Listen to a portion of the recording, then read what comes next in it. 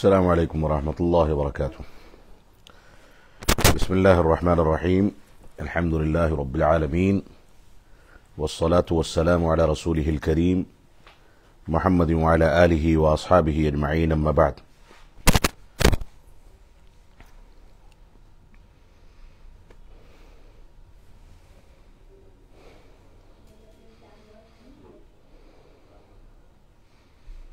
یہ سوالات شروع کریں۔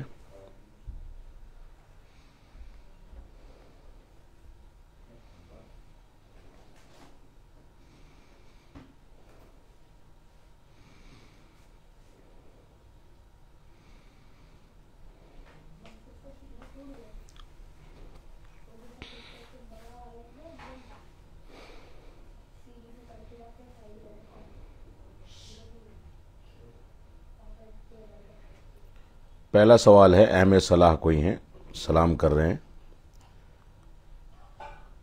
اس کے بعد کہہ رہے ہیں رفع الیدین کرنا ضروری ہے، اگر کوئی رفع الیدین نہیں کرے تو اس کی نماز ہوتی ہے کیا؟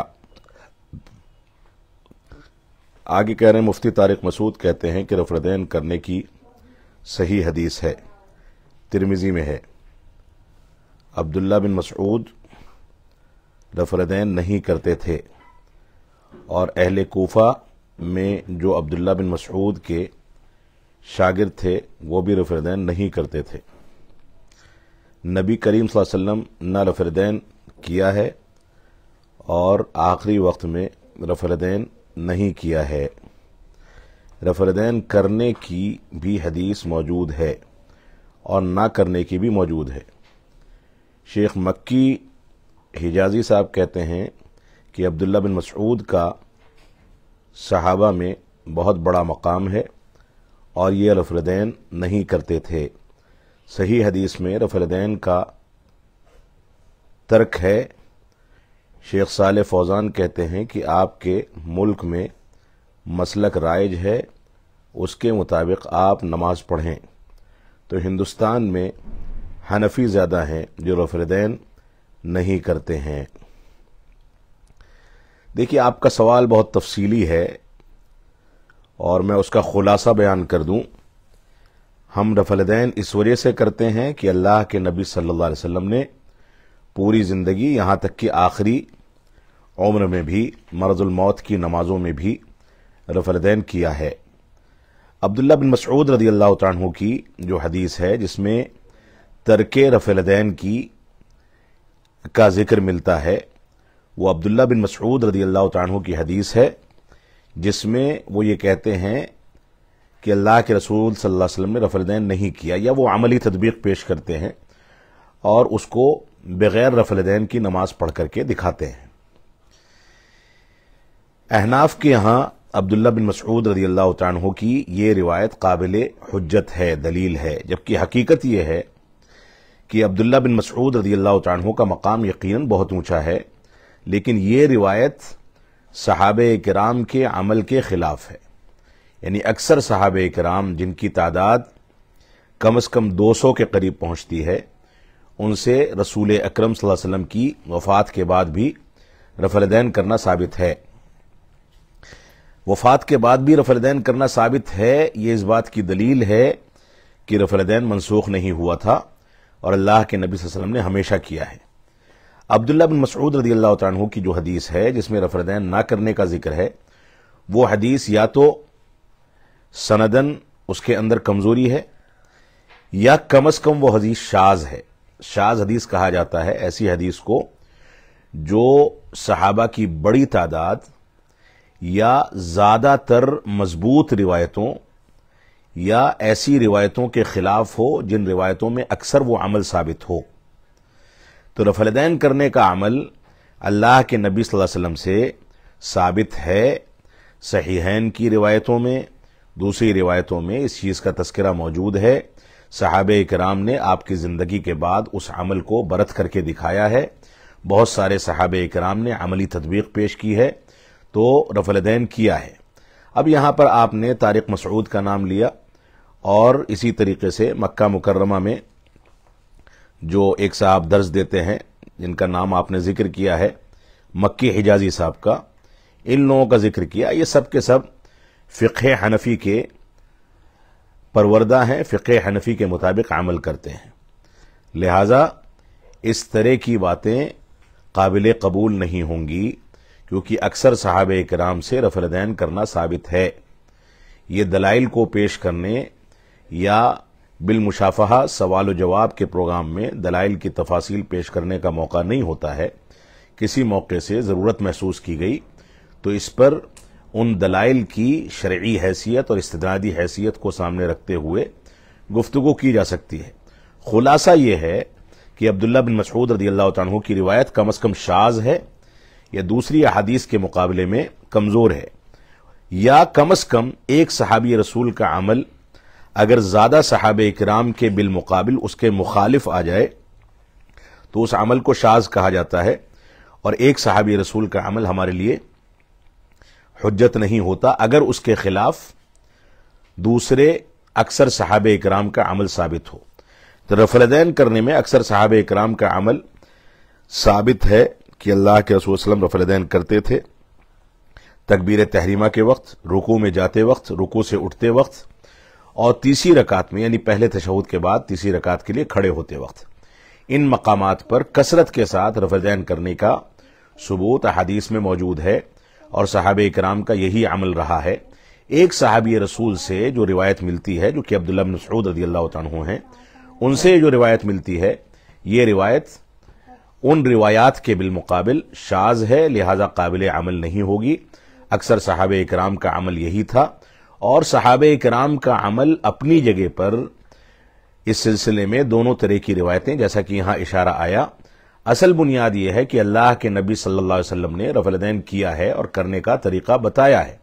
جب اللہ کے نبی صلی اللہ علیہ وسلم سے یہ چیز ثابت ہو گئی تو ایسی صورت میں یہی دلیل ہمارے لیے کافی ہے۔ اب صحابہ کرام کی عملی تطبیق یا صحابہ کرام کا عمل دیکھنے کی ضرورت ہے ہی نہیں، لیکن اگر صحابہ کرام کے عمل کی جانب ہم جا رہے ہیں تو بھی رفع الیدین کرنا ثابت ہوتا ہے۔ اخیر میں آپ نے سوال میں شیخ صالح فوزان حفظہ اللہ کا تذکرہ کیا ہے کہ انہوں نے کہا کہ آپ کے ملک میں جو فقہ رائج ہے اس کے مطابق عمل کریں۔ اللہ اعلم یہ بات انہوں نے کس جگہ پر کہی ہے، لیکن جو فقہ رائج ہے اگر وہ دلیل کے مطابق ہوگی تو یقیناً اسی کے اوپر عمل کیا جائے گا، لیکن جو مسلک ہمارے ملک میں رائج ہے اور وہ دلیل کے خلاف ہے تو کسی کے کہنے سے ہم اس پر عمل نہیں کر سکتے۔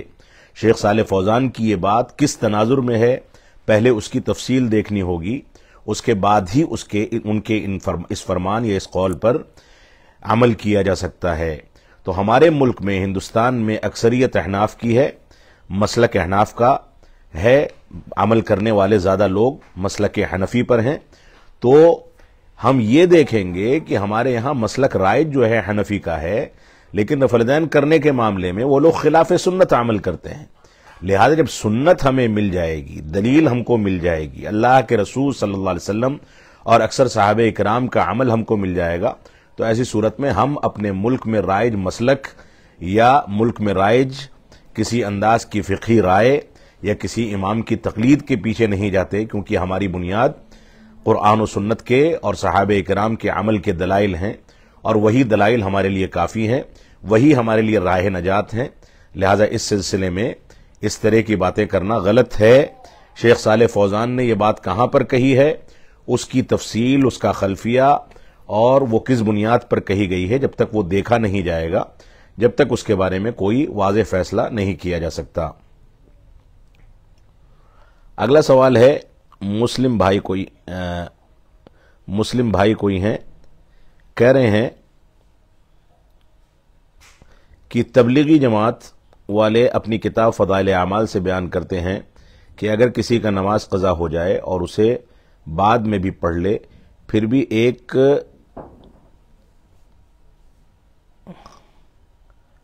حقب یعنی 2,88,00,000 سال جہنم میں جلے گا، کیا یہ روایت صحیح ہے؟ اگر صحیح مان لیا جائے تو ہر آدمی کی زندگی بھر میں کبھی نہ کبھی نماز قضا ہو جاتی ہے، تو پھر جنت کس کے لیے بنائی گئی ہے؟ یہ بات ہی صحیح نہیں ہے، تو اس بنیاد پر ہم فیصلہ کیسے کر سکتے ہیں؟ یہ اصل میں فضائل کے باب میں جھوٹی من گھڑت روایتوں کو بیان کر کے لوگوں کو نیکیوں پر ابھارنے اور برائیوں سے دور کرنے کا کام کرتے ہیں، جو کہ اہل سنت والجماعت کے اور اجماع امت کے خلاف ہے۔ فضائل اعمال قابل اعتماد کتاب نہیں ہے، اس میں غلط انداز کی چیزیں، غلط انداز کے عقائد، غلط انداز کی باتیں، غلط انداز کے فتوے اور کمزور اور من گھڑت روایتوں کی بنیاد پر بہت ساری باتیں موجود ہیں، لہذا اس کتاب پر اعتماد نہیں کیا جا سکتا۔ اور انہی من گھڑت چیزوں میں سے ایک بات یہ بھی ہے جو یہاں پر آپ نے ذکر کی ہے۔ ایک آدمی اگر جان بوجھ کر کے نماز قضا کر دے تو 2,88,00,000 سال تک جہنم میں چلے گا، یہ فضول بات ہے، اس طرح کی کوئی صحیح روایت موجود نہیں ہے۔ اگلا سوال ہے افضل لوگڑے صاحب کا، یہ کہہ رہے ہیں شیخ ہر مہینے میں 4 دن علماء سے علم حاصل کرنا، ایسا 6 سال تک کرنا اور اس کے بعد درس دینا، خطبہ دینا، مائک پکڑنا، ایسا کرنے والوں کے لیے کیا نصیحتیں ہیں؟ دیکھیے آج کل سمر کورسز، ایسے ہی شارٹ کورسز یا کچھ ایسے کورسز آ گئے ہیں شریعت اسلامیہ کے نام پر، جس کو شریعت کا ڈپلومہ کہا جا سکتا ہے، یا ہفتے میں 1 دن، ہفتے میں 2 دن، 3 دن یا چند گھنٹوں کے لیے مہینے میں انسان کچھ علماء کے دروس میں حاضری دے دیتا ہے۔ ان دروس کی حاضری محض دین کو سیکھنے اور اپنی معلومات میں اضافہ کرنے کی حد تک تو ٹھیک ہے، یہ ایک اچھا عمل ہے کہ ایک انسان اس طرح کے شارٹ کورسز سے یا سمر کورسز سے یا محدود انداز میں جو کورسز پیش کیے جاتے ہیں ان سے استفادہ کر کے وہ اپنی زندگی میں دین کو سمجھنے کی کوشش کرے تاکہ اس کے مطابق چل سکے، تو اس حد تک تو اس سے فائدہ اٹھانا صحیح ہے۔ لیکن اس طرح کے شارٹ کورسز کرنے کے بعد کوئی آدمی اپنے آپ کو مفتی سمجھنے لگے اور ممبر پر کھڑا ہو کر کے خطبہ دینے لگے، درس و تدریس کرنے لگے اور ایسے ہی وہ فتوے دینے لگے، تو یہ چیز موجودہ دور کے فتنوں میں سے ایک فتنہ ہے۔ اس سے جہالت پھیلتی ہے، علماء کا مقام کم ہوتا ہے، علماء کی تنقیص ہوتی ہے، علماء کی توہین ہوتی ہے۔ اس طرح کے عمل سے ہم کو بچنا چاہیے۔ جہاں بھی شارٹ کورسز چل رہے ہیں یا سمر کورسز چل رہے ہیں یا چھٹی کے ایام میں جو دینی تعلیم کے حصول کا جو طریقہ اختیار کیا گیا ہے، اولاً تو اس میں علمی شہادہ دینے کی بات نہیں کرنی چاہیے۔ اس کے جو شہادہ ہو وہ صرف شہادت حضور ہو، یعنی انسان کو جو سرٹیفکیٹ دیا جائے اس سرٹیفکیٹ میں اس بات کی صراحت ہو کہ یہ سرٹیفکیٹ اس وجہ سے دیا جا رہا ہے کہ اس طالب علم نے اس کورس میں شرکت کر کے دین کی معلومات حاصل کی ہیں، اور ساتھ ہی اس سرٹیفکیٹ پر یہ صراحت بھی ہونی چاہیے کہ یہ تزکیہ علمیہ نہیں ہے اور اس سرٹیفکیٹ کو حاصل کرنے والا عالم دین نہیں ہے۔ اس انداز کے صیغے یا اس انداز کے اشارے اس سرٹیفکیٹ کی عبارت کے اندر موجود ہونے چاہیے، اور اس کا تذکرہ مجھ کو جیسا کہ یاد آ رہا ہے، مسجد نبوی میں جو آن لائن دروس متون علمیہ کے چل رہے ہیں، شیخ عبد المحسن القاسم حفظہ اللہ جو امام حرم نبوی ہیں ان کی نگرانی میں، وہاں سے جو سرٹیفکیٹ ایشو کیا جاتا ہے اس سرٹیفکیٹ میں نیچے ملحوظہ کر کے یہ لکھا ہوتا ہے کہ یہ تزکیہ علمیہ نہیں ہے، یعنی اس کی بنیاد پر کسی کو عالم کہلائے جانے کا یا باقاعدہ مسند افتاء یا ممبر و محراب پر باقاعدہ علماء کا کردار ادا کرنے کا حق حاصل نہیں ہے۔ لہذا اس طرح کے کورسز کے نتیجے میں اگر کچھ نوجوان اس طرح کی باتیں کر رہے ہیں یا اس طرح کے اقدامات کر رہے ہیں کہ شارٹ کورس میں شرکت کرنے کے بعد وہ ممبر و محراب تک پہنچ جاتے ہیں اور افتاء اور مسند افتاء پر فائز ہونے لگتے ہیں، تو ایسی صورت میں ایسے کورسز کے سلسلے میں جو لوگ قائم کرتے ہیں ان کو فوراً متنبہ ہونا چاہیے اور اس انداز کی چیزوں کو روکنے کے لیے انہیں اقدامات کرنے چاہیے، یہ ان کی ذمہ داری ہے۔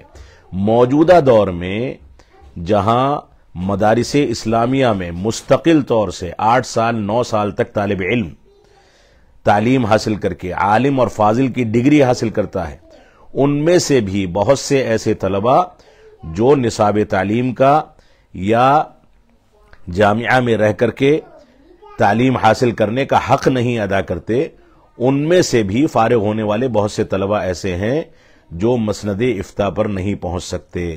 تو جو 8 سال 9 سال مستقل طور سے قرآن و سنت کی تعلیم حاصل کرے اور اس میں غفلت کا شکار ہو تو اس کی بنیاد پر اگر اس کو افتاء سے روکا جا سکتا ہے تو شارٹ کورسز کرنے والوں کو تو یقیناً روکا جائے گا، اور اس طرح کے اقدامات سے ان کو حتی المقدور روکنے اور بچانے کی کوشش کی جائے گی، ورنہ یہ چیز امت کے لیے فتنہ بن سکتی ہے.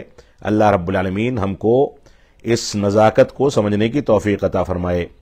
افضل لوگڑے صاحب کا اگلا سوال ہے، شیخ نور ٹی وی جدہ کے چینل سے استفادہ کرنا کیسا ہے؟ دیکھیے، عاقل صاحب جدہ والے علماء کے فتووں کو ذکر کرتے ہیں، لیکن ان کے یہاں بہت ساری ایسی چیزیں ہیں جو قابل ملاحظہ ہیں. ایک تو یہ ہے کہ جنسیات کے مسائل اتنا زیادہ کھول کر کے بیان کرنا جس انداز سے وہ کر رہے ہیں، یہ ایک غیر اخلاقی حرکت ہے. یہ ٹھیک ہے کہ علماء نے اس طرح کے مسائل ذکر کیے ہیں، لیکن اس کی کچھ حد بندیاں ہوتی ہیں.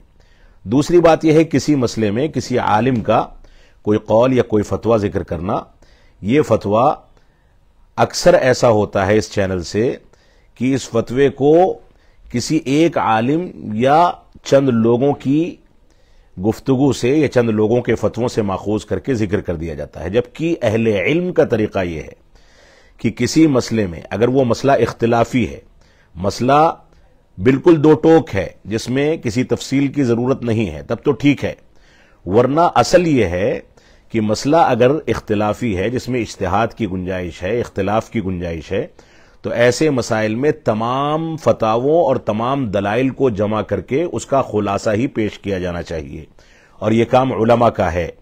نور ٹی وی جدہ کے ذمہ دار عالم دین نہیں ہیں، اور بہت ساری چیزوں میں انہوں نے ماضی میں اس طرح کی چیزیں بھی کی ہیں جو چیزیں منہج اور منہج سلف کے متضاد بھی ہیں.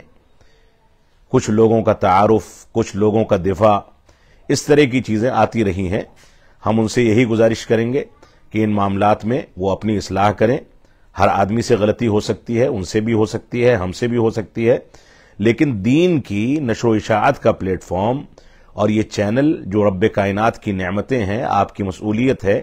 اس سے اگر کوئی کمزور چیز نشر ہوتی ہے اور اس طرح کی باتیں نشر کی جاتی ہیں جس کی بنیاد پر لوگوں کے درمیان غلط فہمیاں پیدا ہوں، یا اہل کلام اور اہل بدعت یا اخوان المسلمین کی فکر کو بڑھاوا ملے، اس طرح کی چیزیں اگر ہیں تو ایسی صورت میں اس کے بارے میں ہم سے قیامت میں سوال کیا جائے گا.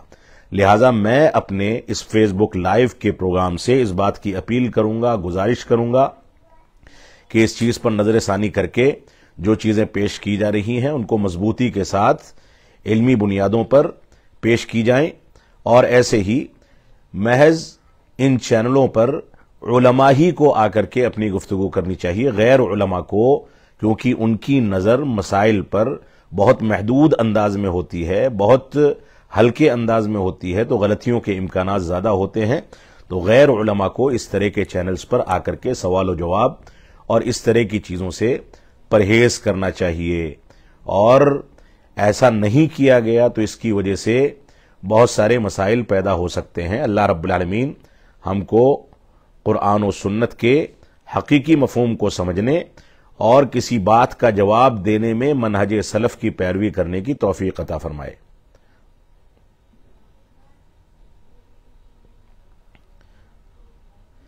افضل لوگڑے صاحب کا تیسرا سوال ہے، شیخ البر ٹی وی ممبئی سے جڑنا کیسا ہے؟ میں واقف نہیں ہوں کون لوگ ہیں، کس طریقے سے کام کر رہے ہیں، اور عام طور سے ٹی وی کے نام سے اور ٹی وی چینل کے نام سے جو کام کیے جا رہے ہیں ان میں کہیں نہ کہیں کچھ نہ کچھ مسائل ہوتے ہیں، لیکن میں بہت گہرائی سے واقف نہیں ہوں، لہذا وہاں کے لوکل علماء سے اس کے بارے میں سوال کیا جائے.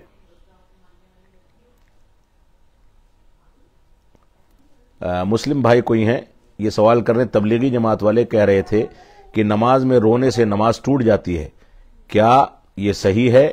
دیکھیے، نماز میں اگر آدمی مصنوعی طور پر روئے گا، یعنی بناوٹی رو رہا ہے، تو نماز ٹوٹ جائے گی کیونکہ وہ خارجی عمل ہے. لیکن نماز کی حالت میں انسان کو فطری طور سے رونا آتا ہے، تو یہ تو اللہ کے رسول صلی اللہ علیہ وسلم کا طریقہ تھا. جب آیت عذاب آتی تھی تو آپ پناہ مانگتے تھے, روتے تھے. جب جنت کا تذکرہ آتا تھا تو اس کا سوال کرتے تھے. تو یہ فطری طور سے رونا یا فطری طور سے کسی چیز کو طلب کرنا, دل کا کسی چیز کی جانب مائل ہو جانا, یہ تو فطرت ہے. کوئی آدمی تصنع کر کے, جان بوجھ کر کے اگر نماز میں روتا ہے اور بناوٹی رونا اختیار کرتا ہے تو ایسے صورت میں نماز کے باطل ہونے کا خدشہ ہے.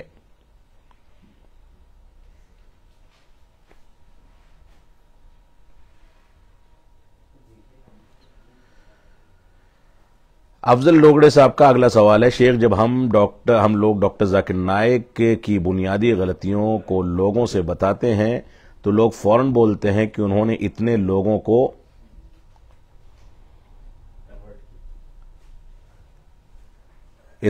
کو کلمہ پڑھایا ہے, اور آپ لوگ کیسے کیسے ان کے بارے میں بولتے ہیں. کچھ بھائی ایسا بولتے ہیں. دیکھیے, ہمارا جو ہے ان سے منہجی اور عقیدے کا اختلاف ہے.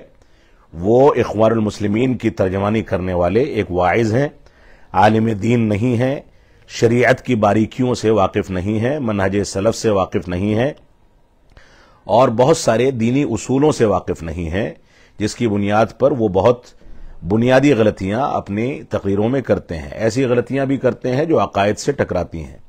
کسی کا کلمہ پڑھوا دینا یہ اس بات کی دلیل نہیں ہے کہ اس کی ساری باتیں صحیح ہو جائیں. جو بات ان کی صحیح ہے وہ ہو سکتا ہے کہ کسی کے لیے مفید ہو جائے, لیکن جہاں تک کلمہ پڑھوانے والی بات ہے یہ خود قابل ملاحظہ بات ہے, کیونکہ اس میں بہت ساری ایسی روایتیں اور ایسے شواہد بھی موجود ہیں کہ اس میں بہت سارے لوگوں کو محض کلمہ پڑھا دیا جاتا تھا, حقیقت میں نہیں پڑھایا جاتا تھا. یعنی یہ فرضی واڑا تھا, مکمل طریقے سے نہیں, لیکن کہیں نہ کہیں اس طرح کی چیزیں پائی جاتی تھیں کہ لوگوں کو تیار کر کے لایا جاتا تھا, کلمہ پڑھایا جاتا تھا, اور وہ لوگ آج بھی اپنے مذہب پر باقی ہیں, مسلمان نہیں ہوئے ہیں. اس طرح کے بہت سارے واقعات ہیں جو پہلے بھی سننے میں آتے تھے, اور بعد میں بھی اس سے متعلق لوگوں سے جب تحقیق کی گئی انہی کے یہاں کام کرنے والوں سے, تو اس کی تصدیق بھی ہوئی ہے. لہذا ہر اچھی دکھنے والی چیز ضروری نہیں ہے کہ صحیح ہو. ہمیں اس وجہ سے علماء سے جڑ کر کے ہی علم حاصل کرنا چاہیے. اللہ رب العالمین ہم کو ان نزاکتوں کو سمجھنے کی توفیق عطا فرمائے. محمد اقبال صاحب کہہ رہے ہیں سلام کے بعد کہ کیا جماعت اسلامی خوارج ہیں؟ دیکھیے, ہم کسی کے اوپر حکم لگانے کے قائل نہیں ہیں. جماعت اسلامی کا منہج, جماعت اسلامی کا طرز عمل, جماعت اسلامی کی دعوت, جماعت اسلامی کے عقائد اور جماعت اسلامی کا جو طور طریقہ ہے دین کو سمجھنے کا, وہ خوارج سے میل کھاتا ہے. خوارج کے طریقے پر وہ لوگ احادیث کو پیش کرتے ہیں, خوارج کے طریقے پر حکام کی تکفیر کرتے ہیں, خوارج کے طریقے پر قرآن کی آیتوں کو پیش کرتے ہیں. لہذا ہمارے لیے یہی اتنا کافی ہے کہ وہ خوارج کے منہج پر چلتے ہیں اور اس کو فالو کرتے ہیں. اب اس کو فالو کرنے کے نتیجے میں ان کے اوپر ہم یہ حکم نہیں لگاتے کہ وہ خارجی ہو گئے, لیکن ان کا عمل جو ہے وہ خارجیوں جیسا ہے. اللہ رب العالمین ہم کو ایسے لوگوں سے بچنے کی توفیق عطا فرمائے. مسلم بھائی کا اگلا سوال ہے, تبلیغی جماعت والے کہہ رہے تھے کہ آمین بولنے سے نماز ٹوٹ جاتی ہے.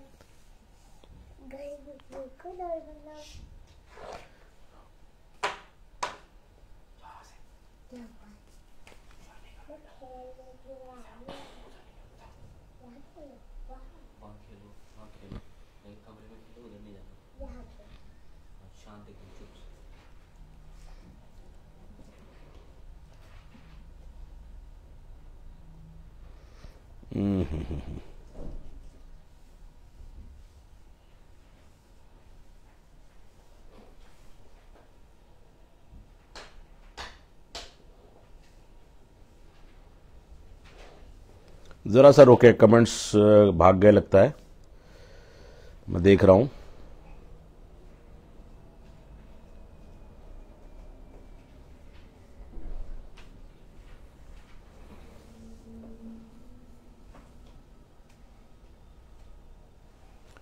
جی, مسلم بھائی کا اگلا سوال ہے,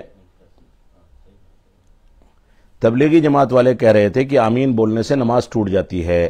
میں نے کہا کہ آمین زور سے کہنے سے یا آہستہ کہنے سے تو کچھ نہیں بولے. میں نے کہا کہ آپ کے کہنے کا مطلب یہ ہوا کہ کسی کی بھی نماز نہیں ہو رہی ہے، کیونکہ آمین تو ہر کوئی کہتا ہے، بلند آواز سے یا آہستہ آواز سے. دیکھیے، اگر وہ یہ کہتے ہیں کہ آمین کہنے سے نماز ٹوٹ جاتی ہے، چاہے وہ زور سے کہا جائے یا آہستہ سے، تو کیا تلاوت زور سے کرنے سے بھی نماز ٹوٹ جائے گی؟ سورہ فاتحہ کی تلاوت یا دوسری سورتوں کی تلاوت کرنے سے بھی نماز ٹوٹ جائے گی؟ کیا دوسرے ارکان ادا کرنے سے بھی نماز ٹوٹ جائے گی؟ بھئی ہم تو یہ سمجھتے ہیں کہ جب اللہ کے رسول صلی اللہ علیہ وسلم زور سے آمین کہتے تھے تو کیا آپ زور سے آمین اس وجہ سے کہتے تھے کہ آپ کی نماز ٹوٹ جائے؟ یہ صحابہ اکرام زور سے آمین اس وجہ سے کہتے تھے کہ ان لوگوں کی نماز ٹوٹ جائے؟ یہ فضول اتہامات ہیں، دین کا استہزاء ہے، دین کا مذاق ہے. اللہ کے نبی صلی اللہ علیہ وسلم کی ایک ایسی سنت جس پر آپ نے پوری زندگی عمل کیا، صحابہ اکرام ہمیشہ وہ عمل کرتے رہے، اس عمل کو کرنے سے نماز اگر ٹوٹ جاتی ہے تو کون سے عمل کو کرنے سے نماز باقی رہے گی؟ یہ فضول باتیں ہیں، جاہلوں کی باتیں ہیں، ان لوگوں کی باتوں میں آنے کی ضرورت نہیں ہے.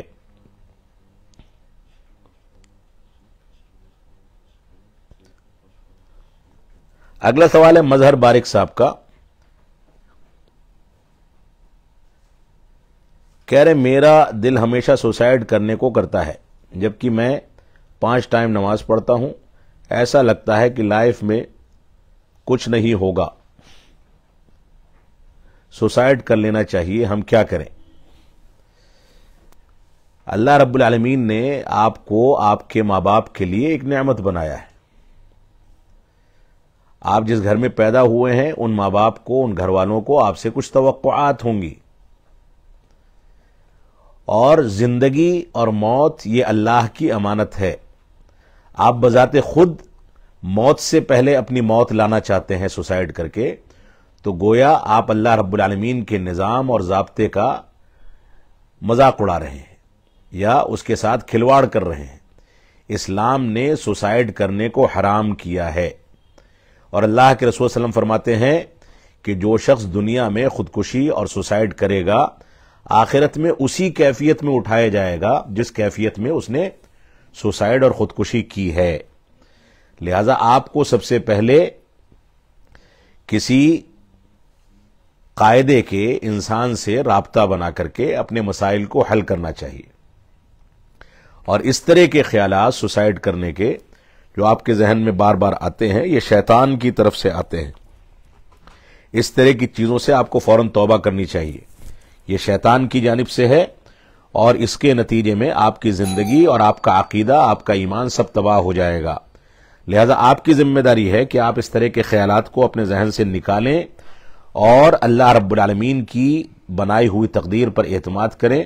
اللہ رب العالمین نے آپ کو جو کچھ دیا ہے اس پر اس کا شکر ادا کریں اور شکر گزاری کی زندگی گزاریں، اور زیادہ سے زیادہ قرآن مجید کی تلاوت میں دل لگائیں. جب قرآن مجید سے آپ دل کو جوڑیں گے تو اس طرح کے فضول خیالات آپ کے ذہن سے دھیرے دھیرے نکلتے چلے جائیں گے. لہذا اس خیال کو فوراً اپنے ذہن سے نکالیں اور دین کی طرف رجوع کریں. اگلا سوال ہے مظہر بارک صاحب کا کہ میری بہترین لائف کے لیے دعا کر دیں. اللہ رب العالمین آپ کو دنیا اور آخرت دونوں میں کامیابی عطا فرمائے. اصل میں آپ کا وہی آپ ہی ہیں جن کا سوال سوسائڈ سے متعلق ہے. آپ خود بھی دعا کریں، اپنے ماں باپ سے، اپنے سرپرستوں سے بھی دعا کے لیے کہیں. اللہ رب العالمین آپ کے ذہن سے اس وسوسے کو نکالے اور دنیا اور آخرت دونوں میں کامیابی عطا فرمائے.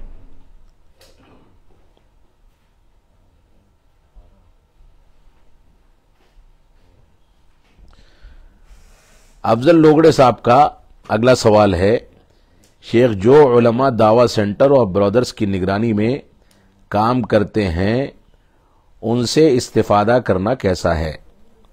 دیکھیں، یہاں پر کون کس کی نگرانی میں کام کرتا ہے یہ ایک مستقل مسئلہ ہے.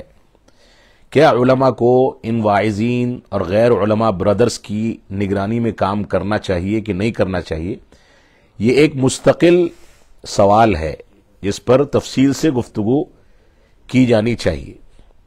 لیکن اگر کوئی عالم دین دین کی معلومات پر دسترس رکھتا ہے، دین پر اور منہج سلف پر مکمل طریقے سے اس کو معلومات اور علم حاصل ہے، تو وہ کسی کی بھی نگرانی میں کام کرتا ہو، اگر وہ قرآن و سنت اور دلائل کی روشنی میں جواب دیتا ہے تو اس سے استفادہ کیا جا سکتا ہے۔ لیکن حقیقت یہ ہے کہ علماء کو اپنے عمل کے لیے، اپنے کام کے لیے، اپنی جاب کے لیے اور اپنی نوکری کے لیے ایسے میدان ہی اختیار کرنے چاہیے جن میادین میں اور جس فیلڈ میں رہ کر کے وہ قرآن و سنت کی تعلیم و تعلم کے سلسلے کو اور علماء سے، یہ اصل میں بنیادی ذمہ داری ہے، کیونکہ آدمی جن لوگوں کے ساتھ زیادہ رہتا ہے، اٹھتا بیٹھتا ہے، عام طور سے ان لوگوں کے اثرات اس کے اوپر پڑتے ہیں، اور کبھی کبھار وہ مصلحت پسند ہو جاتا ہے۔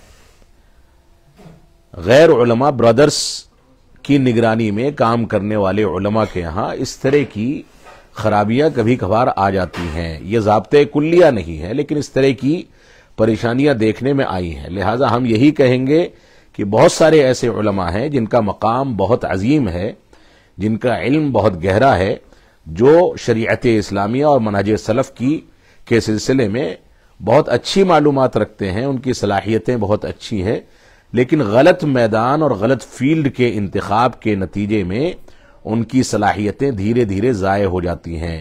لہذا علماء اپنی صلاحیتوں کی قدر کریں، اور ان صلاحیتوں کو جنہیں اللہ رب العالمین نے ان کو عطا کیا ہے، ان صلاحیتوں کا تقاضا یہ ہے کہ وہ ایسے میدان اور ایسے فیلڈ کا انتخاب کریں جس میں رہتے ہوئے وہ کھل کر کے علمی کاموں کو انجام دے سکیں اور علماء سے جڑ کر کے کام کر سکیں۔ عالم کو عالم ہی سے جڑ کر کے رہنے میں عافیت ہے، اسی میں اس کے لیے کام کرنے کے امکانات بنتے ہیں۔ اللہ رب العالمین ہم کو اس نزاکت کو سمجھنے کی توفیق عطا فرمائے۔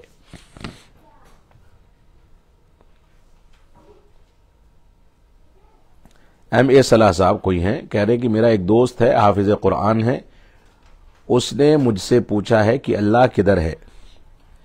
حافظ قرآن ہے تو ان سے کہیے کہ وہ ایک آیت کریمہ ہے، الرحمن علی العرش استوى، اس کی تلاوت کر لیں، اس کی تفسیر پڑھ لیں، ان کو جواب مل جائے گا۔ اللہ رب العالمین عرش پر ہے، علم کے لحاظ سے وہ ہر جگہ ہے، لیکن وجود کے لحاظ سے وہ عرش پر ہے۔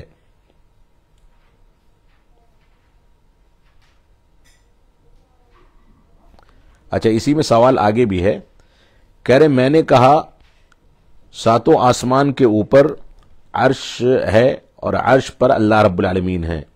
میرا دوست کہتا ہے کہ یہ غلط بات ہے، اللہ ہر جگہ ہے۔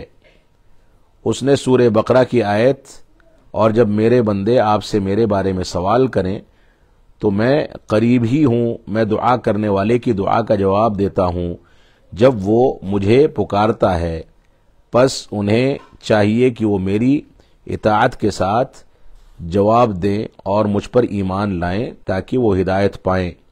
جو لوگ کہتے ہیں کہ اللہ ہر جگہ ہے، ان کو کیسے جواب دیا جائے؟ دیکھیے اللہ رب العالمین کہاں ہے، اس کا جواب الرحمن علی العرش استوى میں ہے کہ الرحمن عرش پر مستوی ہے۔ اب وہ ہر جگہ ہے، جیسا کہ آپ نے یہ آیت کریمہ پیش کی، وہ ہر جگہ علم کے لحاظ سے ہے، یعنی اس کو جو بھی پکارے گا، کہیں سے بھی پکارے، وہ سننے والا ہے، یعنی اپنے علم کے لحاظ سے، اپنے وجود کے لحاظ سے وہ عرش پر ہے۔ یہی اہل سنت والجماعت کا عقیدہ ہے، اور اس پر سارے علماء کا اجماع ہے، اور یہی ان آیتوں کی شرح و تفسیر ہے۔ ہر جگہ اگر ہم یہ کہیں کہ اللہ رب العالمین ہر جگہ موجود ہے، تو کیا وہ دنیا میں ان مقامات پر بھی موجود ہے جہاں ناپاک چیزیں پائی جاتی ہیں؟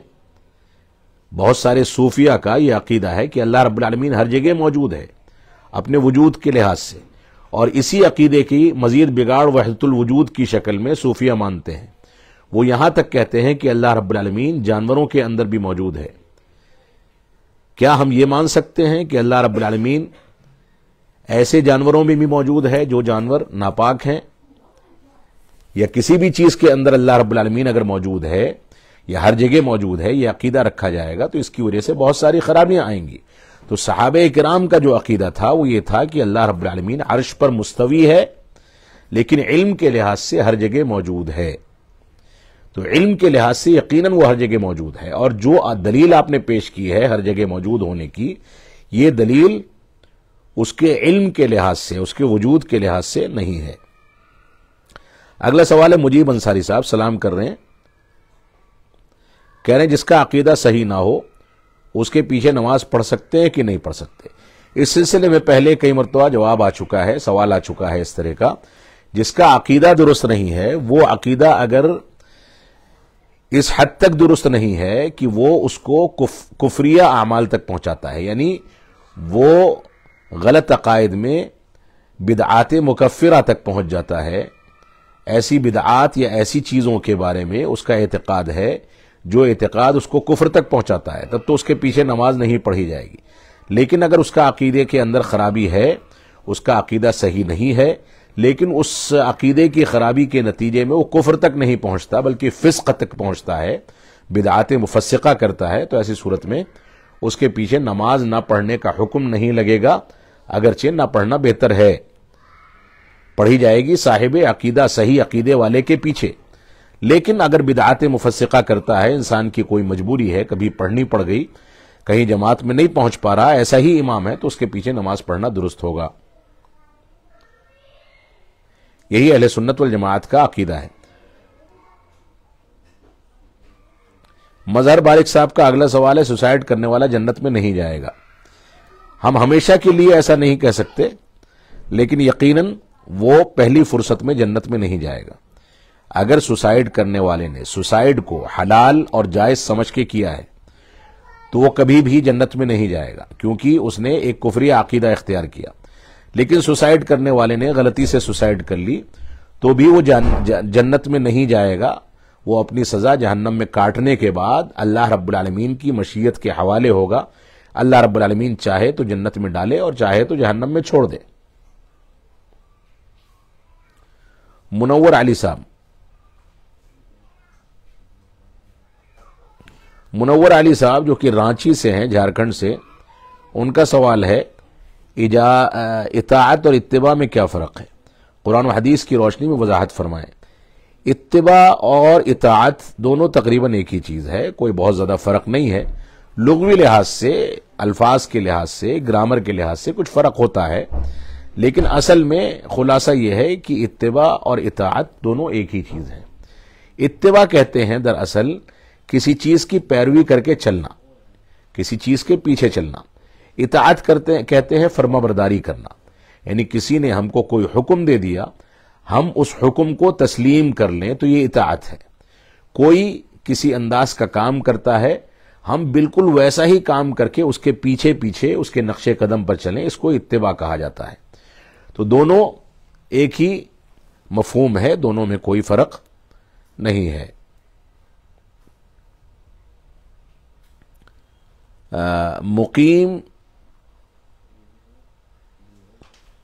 مقیم نوڈے بابو کوئی صاحب ہیں، وہ سوال کر رہے ہیں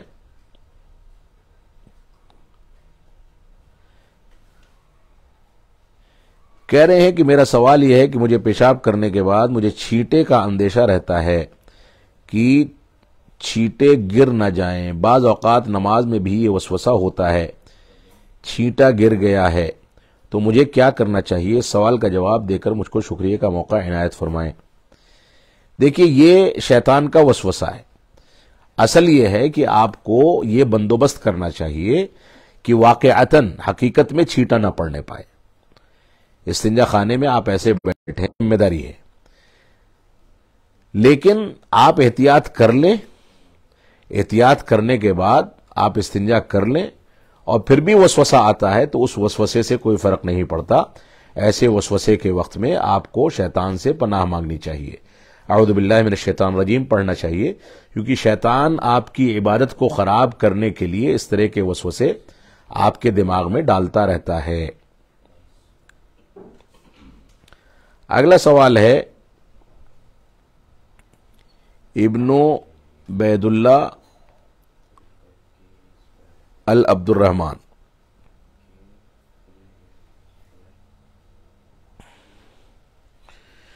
کہہ رہے ہیں شیخ عبیداللہ طیب مکی رحمۃ اللہ علیہ استاد جامعہ سلفیہ کے تعلق سے بتائیں۔ شیخ عبیداللہ طیب صاحب مکی رحمۃ اللہ علیہ بہت بڑے اساتذہ میں سے، بڑے علماء میں سے تھے، جن کی ابھی 3-4 دن پہلے وفات ہوئی ہے۔ یہ ہمارے والد گرامی علامہ عبدالحمید صاحب رحمانی رحمۃ اللہ علیہ کے غالباً شاگردوں میں سے تھے۔ تفصیل مجھ کو یاد نہیں ہے کہ کون سی کتابیں انہوں نے پڑھی ہیں، اور بہت احترام کرتے تھے والد گرامی رحمۃ اللہ علیہ کا۔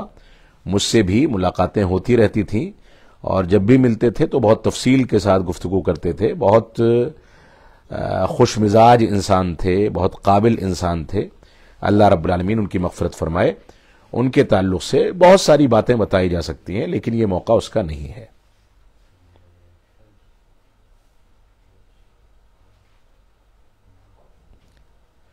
شاداب ملک صاحب کہہ رہے ہیں سلام کے بعد میرا سوال یہ ہے کہ کیا نکاح آدھا ایمان ہے؟ والی حدیث صحیح ہے یا ضعیف؟ براہ کرم وضاحت فرمائیں۔ اللہ عالم، مجھ کو اس روایت کو دیکھنا پڑے گا کہ وہ صحیح ہے یا ضعیف ہے، میں اس وقت اس سے واقف نہیں ہوں، لیکن بہرحال وہ حدیث مشہور ہے، اور یہ یقینی بات ہے کہ نکاح جو ہے یہ ایمان کی تکمیل کا ذریعہ ہے، یعنی ایمان کو کامل کرنے کا ذریعہ ہے، کیونکہ انسان کا ذہن نکاح کے بعد دوسری جگہوں سے ہٹ کر کے ایک جگہ مرکوز ہو جاتا ہے۔ تو یہ یقینی بات ہے کہ ایمان کی تقویت کا ذریعہ نکاح ہے، لیکن اب وہ روایت صحیح ہے یا صحیح نہیں ہے، اس کے بارے میں میں دیکھے بغیر کوئی بات نہیں کہہ سکتا۔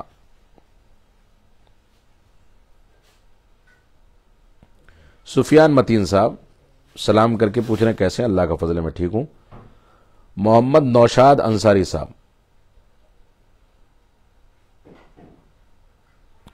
ان کا سوال ہے 15 شعبان کو خاص کر روزہ رکھنا کسی صحیح حدیث سے ثابت نہیں ہے، یہ ایک بدعت ہے۔ شیخ ہمارے پاس 15 شعبان کی کوئی حدیث ہے؟ جو بھی حدیث ہے وہ سب تو ضعیف ہے نا۔ دیکھیے 15 شعبان سے متعلق روزہ یا 15 شعبان کی رات میں خصوصی عبادت، اس طرح کا کوئی بھی ذکر رسول اکرم صلی اللہ علیہ وسلم سے نہیں ملتا ہے۔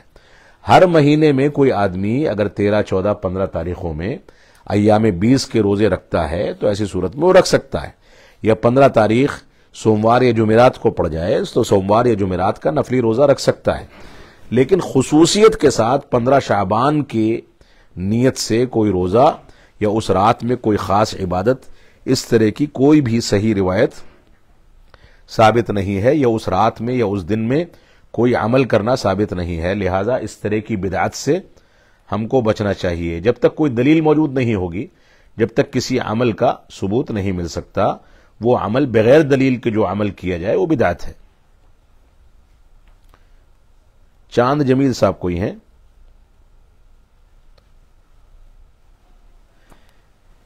کہہ رہے ہیں دبئی میں بت پرستی کے نئے نئے مندر بنائے جا رہے ہیں، آپ کے مطابق تو جائز ہی ہوگا، جیسے سعودی عرب میں ناچ گانے کی محفل سجائی جا رہی ہے اور مشرک مدینہ منورہ میں سیر کر رہے ہیں۔ اگر آپ نے فتویٰ دے دیا ہے تو شاید مجھ کو قبول کرنا پڑے گا، کیونکہ آپ تو مفتی اعظم ہیں، آپ نے تو فتویٰ ہی دے دیا کہ آپ کی نظر میں تو جائز ہی ہوگا۔ اگر آپ نے فتویٰ دے دیا ہے تو شاید اب آپ سے دوسرے مسائل میں بھی استفادہ کرنا پڑے گا۔ آپ یا تو میرے دل میں گھس گئے ہیں اور جانتے ہیں کہ میں دل میں کیا رکھتا ہوں یا کیا فتویٰ دیتا ہوں، لیکن آپ کا فیصلہ ہے تو سر آنکھوں پر اللہ رب العالمین آپ جیسے فتنہ پرور لوگوں کو ہدایت عطا فرمائے۔ ایم اے صلاح صاحب، جواب بلکہ میں مکمل کر دوں ورنہ اس سے بھی جزیہ نکال لیا جائے گا۔ جو چیز غلط ہے چاہے کہیں بھی ہو، دبئی میں ہو یا سعودی عرب میں، جو چیز غلط ہے اسلام کی دلائل سے ٹکرانے والی ہے، وہ کہیں بھی ہو وہ غلط ہے، لیکن آپ اپنے آقاؤں کے یہاں دیکھیے کون سی غلطیاں ہو رہی ہیں، قبر پرستی سے لے کر کے، اور آپ کے جو مزعومہ خلیفہ ہیں جو خلافت اسلامیہ قائم کرنے والے ہیں، ان کے یہاں کون کون سی حماقتیں نہیں ہو رہی ہیں، اس پر کبھی تبصرہ کرنے کے بارے میں آپ دعوت دیجئے تو انشاءاللہ تبصرہ ضرور کیا جائے گا۔ ایم اے صلاح صاحب، اچھا اگلا سوال بھی انہی کا ہے میرے خیال، نہیں ان کا نہیں ہے۔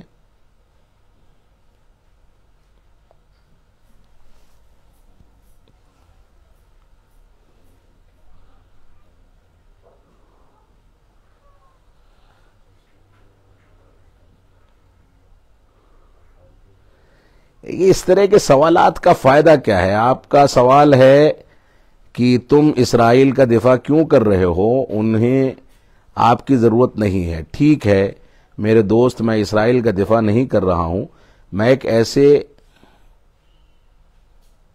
ورثے کی حفاظت کر رہا ہوں جسے میں بھی اپنے ورثے کا حصہ سمجھتا ہوں۔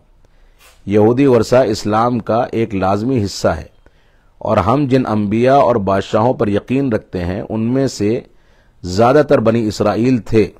اگر ان کی قانونی حیثیت اور میراث کا دفاع کرنا آپ کو پریشان کرتا ہے تو اس سے نپٹیں، میں اسے جاری رکھوں گا۔ اس کے علاوہ آپ کو یہ جاننا ہوگا کہ میں اسے اونچی آواز میں کہتا ہوں، یہودی میرے لیے خاندان ہے، اگر آپ کو یہ پسند نہیں ہے تو اس سے بھی نپٹ لیں۔ دیکھیں یہ تو آپ نے کسی اخوانی کا جملہ نقل کر دیا ہے۔ اس طرح کی باتیں اخوانی مزاج رکھنے والے کہتے ہیں۔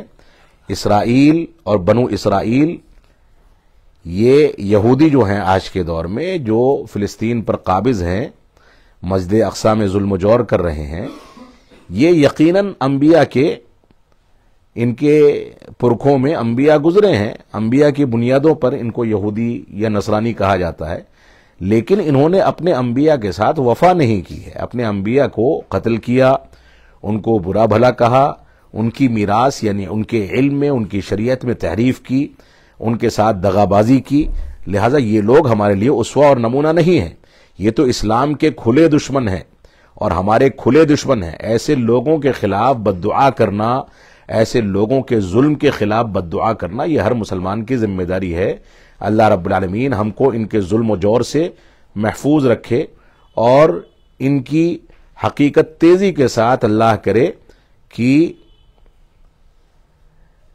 دنیا کے سامنے عام ہو، اور ان کا ظلم و جور تیزی کے ساتھ نیست و نابود ہو۔ اللہ رب العالمین مظلوم مسلمانوں کی حفاظت فرمائے۔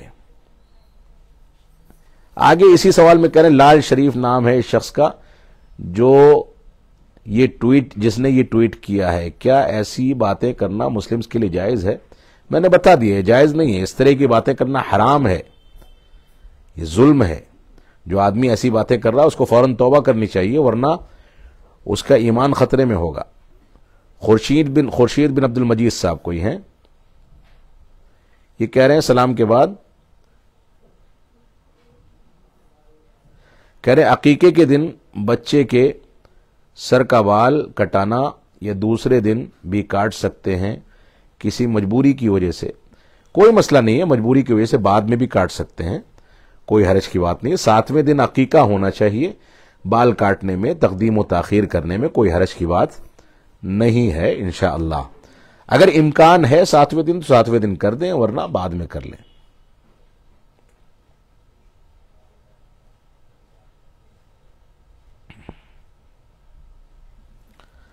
اگلا سوال ہے محمد کلیم صاحب کا، سلام کر رہے ہیں، سلام کرنے کے بعد کہہ رہے ہیں کہ شادی کی پہلی رات میں میاں بیوی 2 رکعت پڑھنا کیسا ہے؟ اس کے بارے میں کیا حکم ہے؟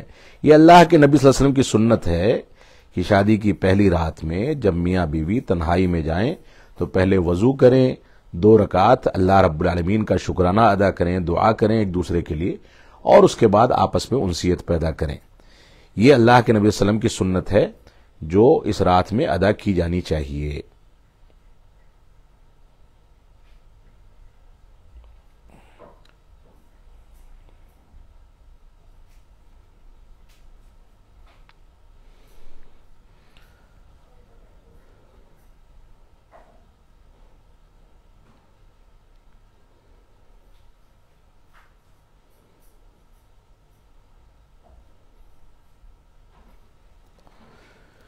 ادیب کمال زین صاحب کہہ رہے ہیں سلام کے بعد جمعہ مبارک دینا کیسا ہے؟ صحیح نہیں ہے، جمعہ مبارک یا اس طرح کی چیزیں کہنا درست نہیں ہے۔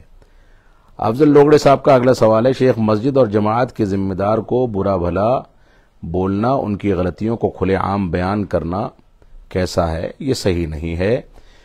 کوئی بھی ذمہ دار ہے اس کی غلطیوں کو کھلے عام سوشل میڈیا یا عوامی پلیٹ فارم پر بیان کرنا، گالی گلوچ کرنا، یہ اصل میں اسلامی اخلاقیات کی خلاف ورزی ہے۔ ہماری ذمہ داری یہ ہے کہ اگر ان کے یہاں غلطیاں ہیں تو ان سے تنہائی میں بیٹھ کر کے پہلے گفتگو کی جائے، ان کی اصلاح کی جائے، ادب و احترام کے ساتھ ان کے سامنے وہ چیزیں بیان کی جائیں۔ پھر بھی اصلاح نہیں کرتے تو کسی بڑے کو یا کسی ذمہ دار شخص کو بتا کر کے ان کے ساتھ میٹنگ کرائی جائے اور بتایا جائے کہ ایسی ایسی خامیاں ہیں، اپنے طور سے کوشش کی جائے، اور آدمی نہیں مانتا ہے تو اس کو اس کی حالت پر چھوڑ دیا جائے۔ اس کا ڈھڈورا پیٹنے یا ہر جگہ اس کو عام کرنے، ان غلطیوں کی تشہیر کرنے سے ہم کو بچنا چاہیے۔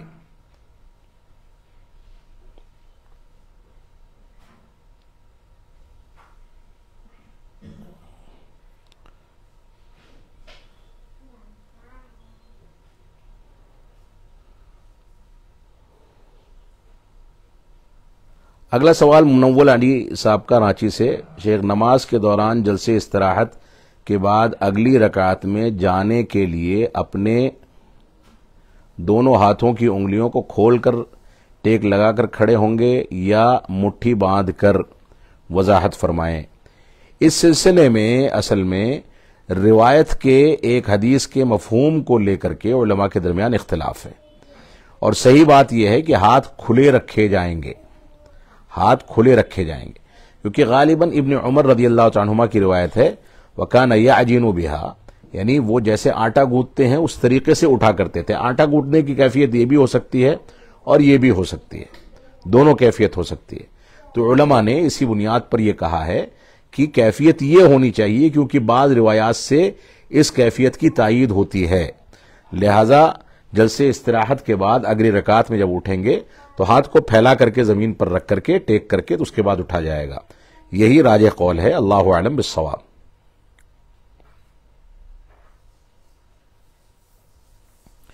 محمد یونس راٹر صاحب، وعلیکم السلام ورحمۃ اللہ۔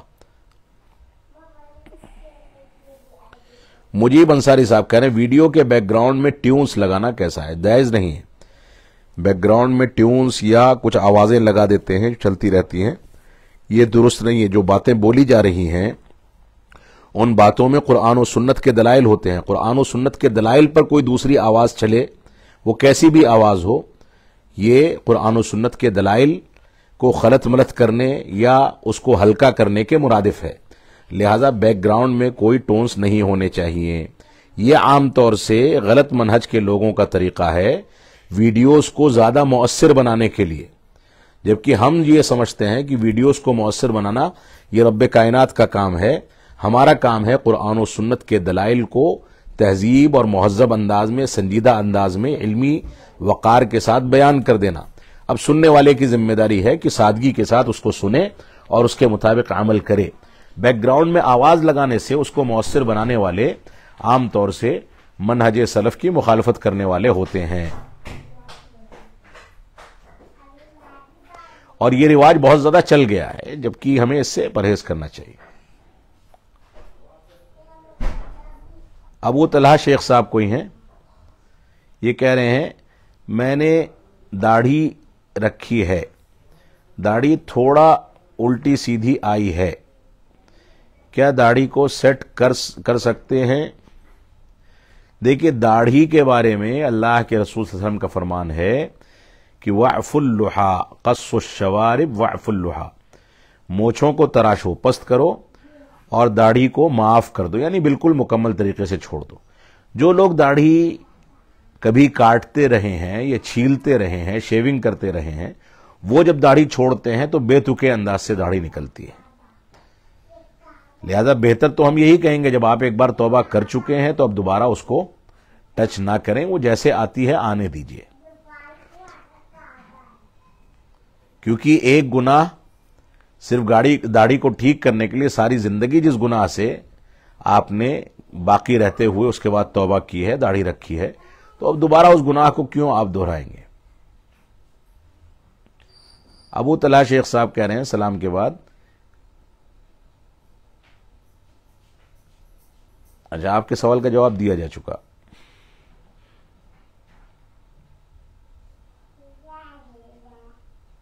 شارف صاحب کوئی ہیں، وہ پوچھ رہے ہیں خیریت سے، اللہ کا فضل ہے. میں اس بیچ میں کچھ لوگ حال چال زیادہ پوچھ رہے ہیں، شاید اس وجہ سے کافی لمبے عرصے کے بعد میں فیس بک لائیو آ سکا ہوں. اصل میں بیچ میں صحت خراب چل رہی تھی اور سفر بھی بہت زیادہ تھے، ابھی بھی سفر ہیں، اور اس وقت بھی میں ایک سفر سے واپس آ کے ابھی بیٹھا ہوں، تو مصروفیت کی وجہ سے کم آ پا رہا ہوں. اللہ کا فضل ہے میں ٹھیک ہوں. محمد عالم صاحب کا کہنا ہے کہ کاٹن ساکس پر وضو کرتے وقت مسح کر سکتے ہیں. I was confused a bit. My many Indian ulamas, but the Arabs tell me to do it. It's okay. Please clarify. انہوں نے سوال کیا ہے کہ کیا کاٹن کے موزوں پر وضو کرتے وقت مسح کر سکتے ہیں کہ نہیں کر سکتے؟ یقیناً کر سکتے ہیں. ہندوستانی علماء کا جو موقف ہے، احناف علماء کا، وہ موٹے موزے پر مسح کے جواز کے قائل ہیں، جبکہ شریعت نے ہم کو ہر قسم کے موزے پر مسح کرنے کی اجازت دی ہے. عرب علماء کا موقف اس سلسلے میں یا قرآن و سنت کے مطابق جواب دینے والوں کا موقف بالکل صحیح ہے کہ کاٹن کے موزے پر مسح کیا جا سکتا ہے. ہر وہ موزہ جس پر موزے کا اطلاق ہوتا ہے اس پر مسح کر سکتے ہیں. آج کل کے دور میں کچھ فیشن والے موزے ہیں، وہ مردوں میں نہیں خواتین میں پہنے جاتے ہیں، جس میں جالی دار کپڑا ہوتا ہے، یعنی چمڑا نظر آتا ہے پورا. اس طرح کے موزے پر مسح نہیں کیا جائے گا، ورنہ عام طور سے کاٹن اور اس طرح کے موزوں پر مسح کرنے میں کوئی حرج کی بات نہیں ہے.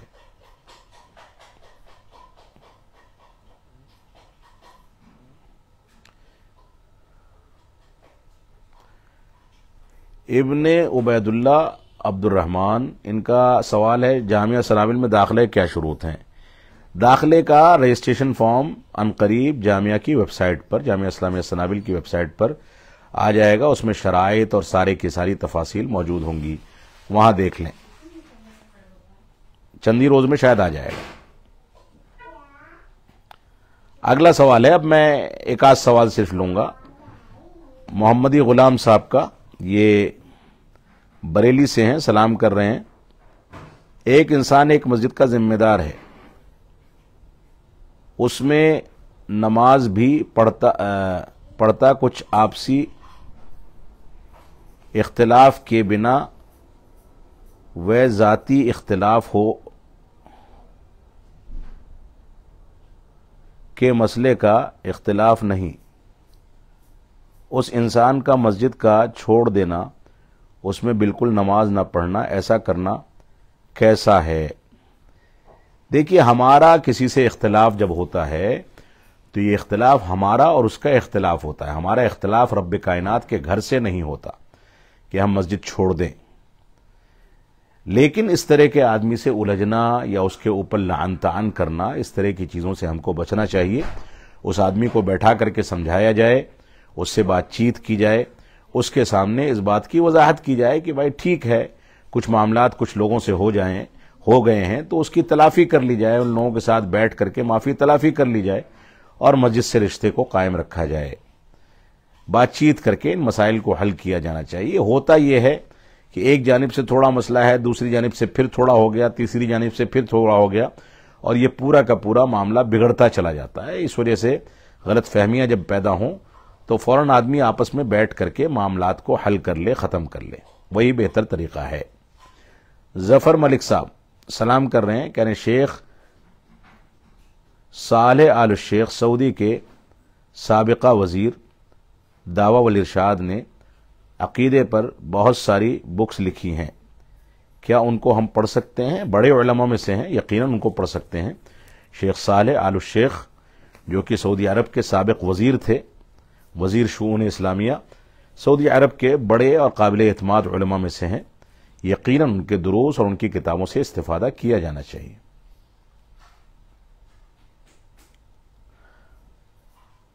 عبد الماجد صاحب سلام کر رہے ہیں، حال چال پوچھ رہے ہیں، اس کا کہہ رہے ہیں میرا سوال ہے کہ وضو کرتے ہوئے کلی اور ناک کے لیے ایک پانی لے کر کرنا ہے یا ایک ساتھ کرنا ہے؟ کہہ رہے ہیں کہ میں نے فلاں کی ایک ویڈیو دیکھنے کو ملی، وہ کہہ رہے تھے کہ کلی اور ناک میں ایک ساتھ کرنا ہے، یعنی آدھا پانی کلی کے لیے اور آدھا ناک کے لیے۔ امید ہے کہ میرے سوال سمجھ گئے ہوں گے، رہنمائی فرمائیں۔ دیکھیے، وضو میں کلی اور ناک کا پانی ایک ہی چلو سے ہونا چاہیے، یہ طریقہ اللہ کے رسول صلی اللہ علیہ وسلم کی سنت ہے۔ لیکن اگر کوئی آدمی ایسا نہیں کر پاتا ہے کسی مجبوری کی وجہ سے، تو وہ الگ الگ پانی بھی لے سکتا ہے، یعنی ایک چلو میں پانی لے گا، پہلے کلی کرے گا اور اس کے بعد پھر ناک میں پانی ڈال کر کے ناک کو صاف کرے گا۔ یہ طریقہ اختیار کیا جا سکتا ہے، اس کے جواز میں کوئی شبہ نہیں، لیکن مسنون طریقہ اللہ کے نبی صلی اللہ علیہ وسلم کی سنت یہ ہے کہ چلو میں پانی لے کر کے اس میں سے آدھے پانی سے کلی کی اور اسی کا آدھا پانی ناک میں چڑھا کر کے ناک کو صاف کر لیا۔ یہ طریقہ سنت سے ثابت ہے، لہذا ایسا کرنے کی کوشش کرنی چاہیے۔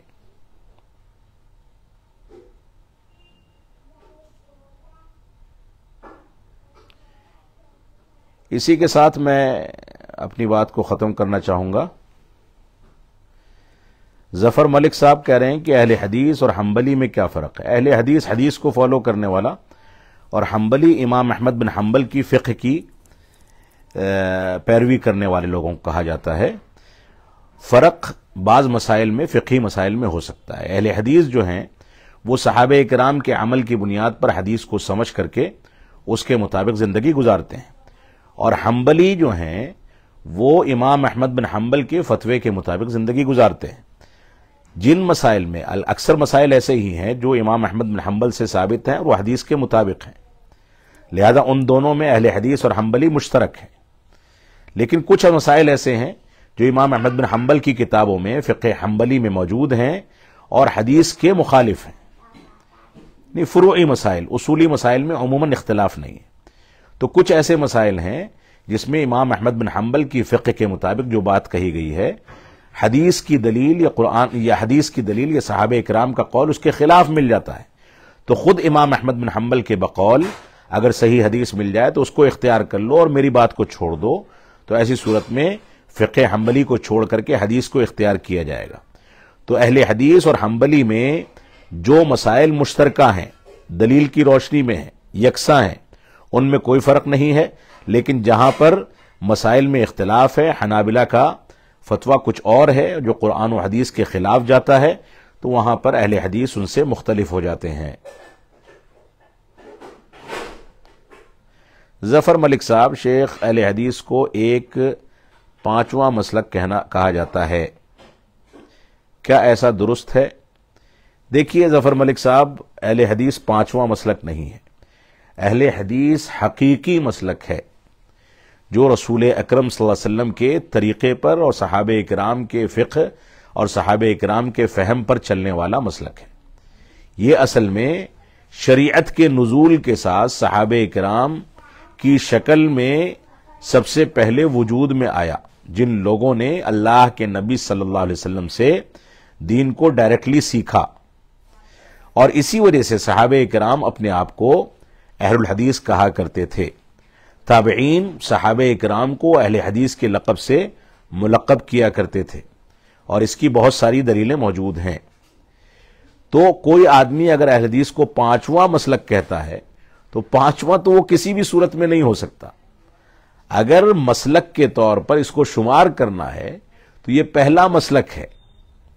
اس کے بعد نئے مسلک کی ایجاد ہوئی، حنفی، مالکی، شافعی، حنبلی، اور ان مسالک سے جہاں اختلاف ہے، جو مسائل ان کے دلیل کے خلاف ہیں، ان مسائل کے بارے میں ان چاروں ائمہ نے واضح کر دیا کہ اگر صحیح حدیث ثابت ہو جائے تو وہی میرا مسلک ہے۔ لہذا ائمہ تو اس سے بری ہیں، لیکن ائمہ کی اس صراحت کے باوجود اگر کسی مسلک پر چلنے والا یا کسی امام کی تقلید کرنے والا ان کی کسی ایسی بات پر اڑا رہتا ہے، اسی پر اٹل رہتا ہے جو بات دلائل کے خلاف ہے، تو اس کا قیامت میں مواخذہ ہوگا۔ اللہ رب العالمین ہم کو محفوظ رکھے۔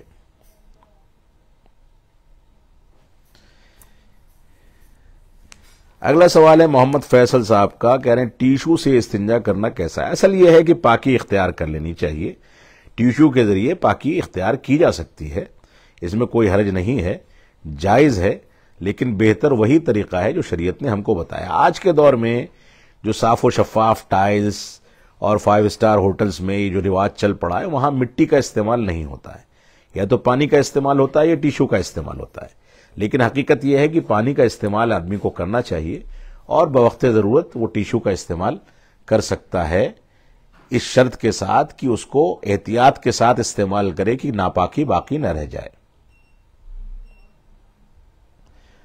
معین الحق صاحب، یہ میں آخری سوال، بلکہ ایک سوال اور لے لوں گا اس کے بعد، محمدی غلام صاحب کا۔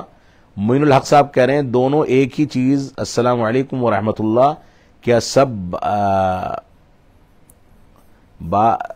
بارات کے دن ان کے مقیم دیے ہوئے تحفے کھا سکتے ہیں؟ سلام کے بعد کہہ رہے ہیں کیا سب بارات کے دن ان کے مقیم دیے ہوئے تحفے کھا سکتے ہیں؟ یعنی بارات والے ان کو جو تحفہ دیا جا سکتا ہے اس میں کچھ کھا سکتے ہیں، لیکن اس طرح کے ریت رواج نہیں پنپانے چاہیے، ریت رواج کو آگے نہیں بڑھانا چاہیے جو ریت رواج اسلامی مزاج کے خلاف ہیں۔ بارات ہے اور لڑکی کے گھر والوں کے پاس جا کر کے بڑی تعداد میں ٹھہرنا ہے، ان کے اوپر بوجھ بننا ہے، اس طرح کی چیزوں سے ہم کو بچنا چاہیے۔ محمدی غلام صاحب، یہ آخری سوال میں لوں گا، سلام کر رہے ہیں۔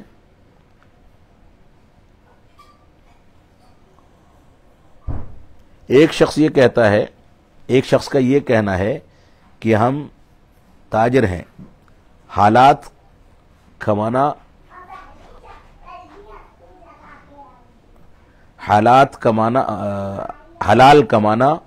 حرام سے بچنا، یہ شہیدوں کے ساتھ اٹھائے جائیں گے، دین کا کام کرنا صرف مولویوں کا ہے، ہمارا نہیں، ایسا یہ بار بار بولتے ہیں، اور لوگ دین کا کام کرتے ہیں، علماء کے ساتھ نکل کر ان کو ایسا بول کر روکنے کی کوشش کرتے ہیں، ان کا ایسا بولنا کیسا ہے؟ دیکھیے، دین کا کام کرنا اور علماء کا دین کے کام میں تعاون کرنا ہر شخص کی ذمہ داری ہے۔ تاجروں کی ذمہ داری ہے کہ مال کے ذریعے علماء کا تعاون کریں اور بوقت ضرورت ان کے ساتھ بیٹھیں، ان کے ساتھ نکلیں، اور عوام کی ذمہ داری بھی یہی ہے۔ لیکن ایک بات میں کہہ دوں کہ کوئی شخص ایسا کہتا ہے، آپ کا یہ دوسرا سوال اسی سلسلے میں ہے، کوئی شخص ایسا کہتا ہے، کوئی شخص ویسا کہتا ہے، یہ شخص ایسا جو کہتا ہے یا ویسا جو کہتا ہے، یہ تب اس طرح کی باتیں پیدا ہوتی ہیں جب ہم آپس میں ایک دوسرے سے الجھنے کی پوزیشن بناتے ہیں۔ ہمیں پیار محبت کے ساتھ ایک دوسرے کو سمجھانے اور اس کو برداشت کرنے اور پیار محبت کے ساتھ باتوں کی صراحت کرنے کا عادی بننا چاہیے۔ جو آدمی ایسا کہہ رہا ہے وہ غلط کہہ رہا ہے کہ ہم تاجر ہیں، حلال کمانا اور حرام سے بچنا ہماری ذمہ داری ہے اور ہم شہیدوں کے ساتھ اٹھائے جائیں گے، اس طرح کی بات جو کہہ رہا ہے یہ غلط کہہ رہا ہے۔ اس کی ذمہ داری بھی ہے کہ وہ علماء کا اور مولویوں کا ساتھ دے۔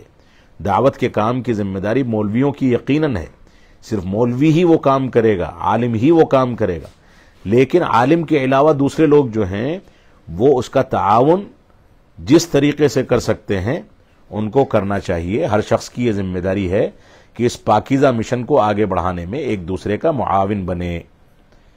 اسی پر میں اپنی بات کو ختم کروں گا۔ وصلی اللہ علی نبینا محمد وعلی آلہ وصحبہ وسلم، والسلام علیکم ورحمۃ اللہ وبرکاتہ۔